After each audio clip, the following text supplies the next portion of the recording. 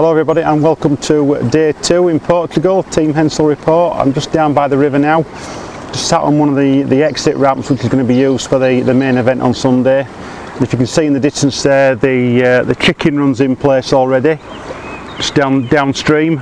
Now late yesterday afternoon I met up with Abel Souto, who is the media coordinator for XL Lagares, and his friend Fernando, and they took me on a bit of a recce route to see which are going to be the best points to film on Sunday on the course. Now the course is 25 kilometres in distance. Now logistically, for me to get round and film everything, it's going to be impossible, so I've had to pick several points. I think this year we're going to miss the start. We got the start last year, me and Jax, and some of the finishing, etc. I think this year we're going to get into the country and see some of the main difficult routes, where the eucalyptus route is, which is quite a tough, slippery, rocky climb, like a stream bed. And it was very difficult to try and cram in everything what happened yesterday evening on the course when I was speaking with Abel. He's a very knowledgeable guy, he knows the area like the back of his hand.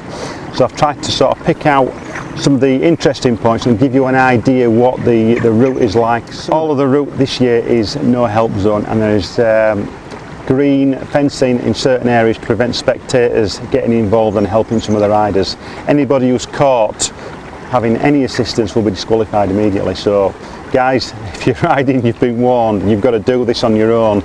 But here's what happened yesterday evening, some of the highlights, and this is how it went. Okay, it's 5:30, we're just back at the Enduro-Cross track. We just met up with Abel, who was just talking here at the moment, and Fernando, who's driving the 4x4, going to take us out on the course to have a look around. What's your name? Robbo. Robbo. Robbo. Robbo. Yeah, Robbo. Okay. Maybe my Sunday name is Ian. Ian. Ian. But everybody calls me Robbo. Okay. I will keep on calling you Robbo. So Abel, what's the plan? We will check mainly every point on the spectator points. Yeah. So we will check from some access for the 4-wheel drives for the main event, and we will check by order. We're just at the river for the river jump. Yeah, we are just in the first spectator zone for the river jump. This next day. Hello. Hello. Good to see you. Me too. Okay. You see the roots from the eucalyptus. Yeah. That was the infamous eucalyptus. It was the objective to do this section. If it's dry, it's doable, but if it's wet, it's a nightmare. Believe me, it is. We didn't see this last year. No, this wasn't last year because we had some environmental things that we could not cross here. But this year we get allowed to cross this section. This is also a mythical part of Lagares. We made the finish line here some years ago, and this gets completely full of people. It's a beautiful image. So many people around here, and the sound that it makes, whoa, it's crazy. And it's also a very crazy section. It was the one of the tunnel, but now we are approaching from the a snake. The snake? Yeah, it's almost the only poison snake in Portugal. It's called alicranto. Don't be scared. So,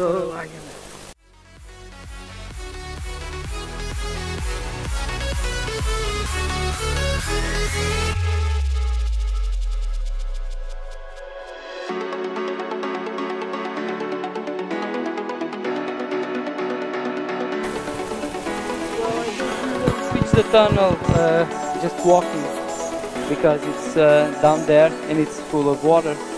But we have a 50 meters tunnel that goes underneath the road with a lot of big rocks. It's on the same riverbed we see.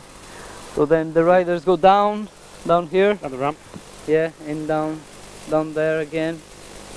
We have The riders coming down? They're coming down.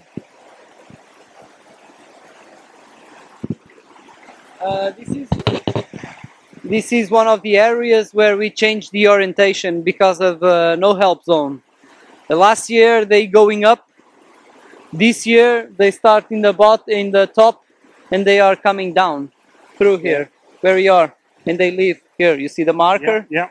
And they leave there and go down to the other point where we were seeing next to the road. Yes. All the places I'm showing you, except the last one is from the tunnel, the new one. All of them will be a lot of spectators. Yeah, here we'll have a balcony with foods and drinks from local institutions. They get some income doing this. For us it's good that we help them, and for them it's also good. They make some income with our event. So the main purpose of XL Lagares for the first year was to have institutional help from some places. Firemen, children house, and institutions like that. When it starts to grow, we cannot do this because we have to spend all the money on the event. But it's all the institution, bikers, riders, 4x4, runners, everybody in Lagares help each other with their own events, so they can put it up with some good quality. And that's why it works. Otherwise, it won't work. We have good community spirit. Yes, excellent. Paulo is it's brilliant on that. He can mobilize the right persons to put the race moving. We have almost like 100 people all together, from organization, staff, helpers, truck helpers, parking spots, everything. Almost 100 people. So all volunteers. You saw Abel there just speaking about everyone volunteering, and it's right. The majority, I say nearly all the people that are involved in this event are volunteers because they've got the passion for it. Yes, they've got a small cluster of people that control the financial side of things, like Paulo and Abel, etc. They've got, take control of the rider subscriptions, etc. But the majority of people are volunteers. They love the sport. It's a community thing here.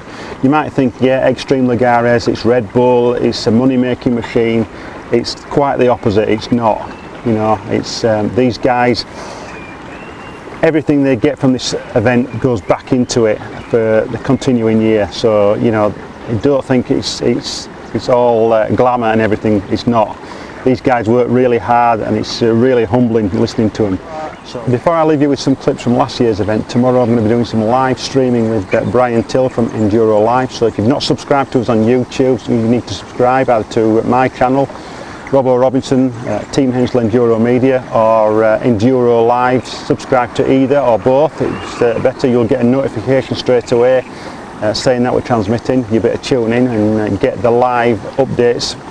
And we're also going to be going down to Porto to see how the construction of the prologue is going on there. That starts tomorrow morning. We've only got a small window of time to get all that work done, less than 24 hours. And then after the event, they've only got till midnight to remove it. So those guys are going to be really working hard there. So stay tuned, and we'll catch up with you tomorrow. Take care.